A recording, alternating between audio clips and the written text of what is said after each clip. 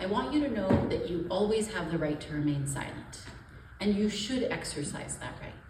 One of the lines that my colleague uses that resonates very closely with me is you can never talk yourself out of trouble. And the joke I've made that married people understand is if you come home and your spouse is upset with you, you can never talk yourself out of trouble. You can always make it worse. It's the same with law enforcement. If law enforcement wants to speak to you, there is very little additional information you can provide them that makes the situation better. In most cases, people overshare and the situation gets worse.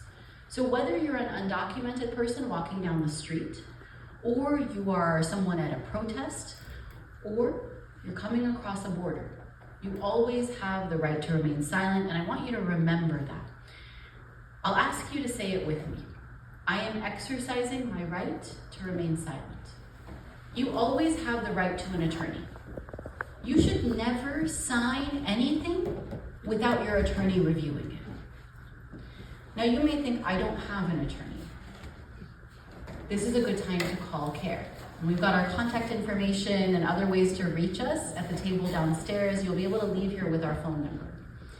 If you're ever in a situation where you think, I need an attorney, like I told you, you don't talk to law enforcement without an attorney and you don't sign anything without an attorney. Call us. If we can't help you, we will make every effort to find somebody who can. I ask, what does law enforcement need to enter your house?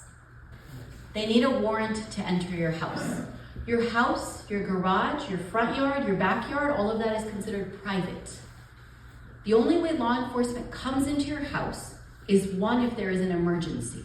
So they're chasing a suspect through the neighborhood and they ran into your backyard, or they're worried someone is being brutalized inside the house. That's an emergency. In those instances, you don't object to their entry physically. You object verbally. What do I mean by that? You say, where is your warrant? But get out of the way. That's an emergency. The second is a warrant. A judge signed it and gave them permission to enter your house. If the judge didn't sign it, they don't come in. The last thing is on the street. You want to ask, am I free to leave? Somebody stops you, you're walking down the street, you say, am I free to leave? Yes? Go. Walk. Slowly, gently, but walk away. No, you're not free to leave. Then remember all of the other things I said. You have the right to remain silent. You need to ask for a warrant. Ask for your attorney. So in the God forbid circumstance that you are arrested, stay calm. So easy for me to say, so hard to do when it's happening. I have been arrested before in very planned circumstances, right? I went to a protest, I did a thing, I knew I was going to get arrested. You can't stop the fact that your heart is racing when somebody's putting handcuffs or zip ties on you. Still, do your best to stay calm. Ask for a lawyer. Remember, you want to stay silent. Ask who arrested you, and if you have any health conditions. You have a heart condition, you have diabetes, you have something that requires some type of support, make sure that you articulate that to whomever arrested you. They do have a legal obligation to care for your health needs, but they will not read your mind and they will not go out of their way to ask you if you are okay. You will have to say something. US citizens always have a right to enter the United States. It's absolute. What you'll see sometimes is that US citizens are given trouble boarding a plane, getting off a plane, but the right to enter the country is absolute. Now, law enforcement at the border can ask you about your luggage, they can ask you about your devices, they can ask you if you're Sunni or Shia. They can ask you who paid for your trip. They can ask you which sheikh you visited, who you studied with, what you think of Hamas, what you think of Hezbollah. They can ask you those things. You don't have to answer them.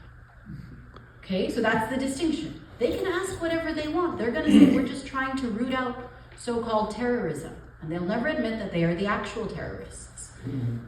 They can ask whatever they want. Now here's your obligation. This is US citizens. They can search your bag. They can search your devices. And we're gonna get to securing devices briefly before we wrap up. They can ask you whatever. You only have to answer information about your identity. not religious identity, so not Sunni or Shia, it's not relevant. Non-citizens, you don't have a right to enter the country. You are being assessed for admission every time you present yourself. Now, what's difficult is I still don't want you to answer the questions, but not answering may have the consequence of you are turned away. You are sent back.